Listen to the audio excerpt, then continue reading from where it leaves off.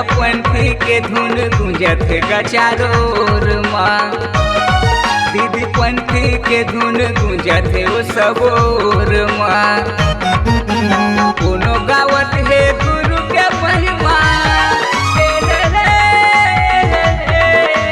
कोनो गावत है गुरु के महिमा, कोनो करत है बखान। भैया पंथी के धुन बाजत गचारोर माँ। दीदी पंथी के धुन बाजत ओ सबोर माँ।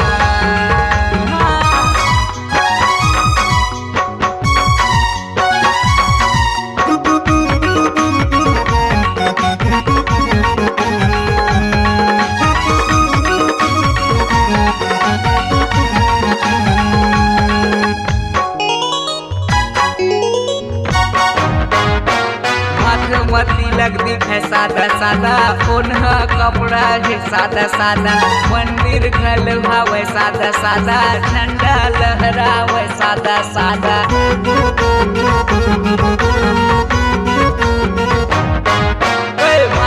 तिलक है सादा सादा, ओन्हा कपड़ा है सादा सादा। मंदिर घल भावे सादा सादा, झंडा लहरावत है सादा सादा। भाईचारा माया बाटले संगी, भाईचारा माया बाटले संगी, यही जगत के साथ। ताई पंथी के धुन गुंजत ओ चारोर माँ। बहिनी पंथी के धुन गुंजत ओ सबोर माँ।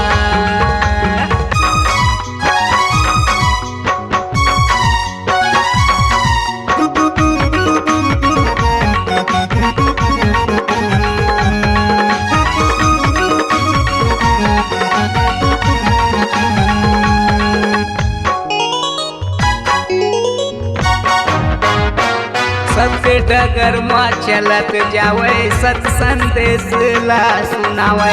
हाथ कमंडल कंठी माला, जय हो जय मोर गिरौद वाला।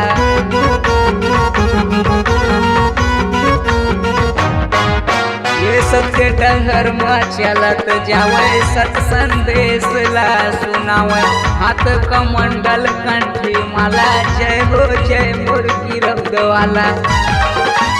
ज्ञान के गंगा जिहाँ बहत है, ज्ञान के गंगा जिहाँ बहत है, कथे गिरौद विधान। भैया पंथी के धुन गुंजत गचारोर माँ। दीदी पंथी के धुन गुंजत ओ सबोर माँ।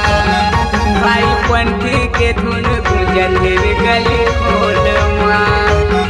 संगी पंथी के धुन गुंजत गली खोल माँ।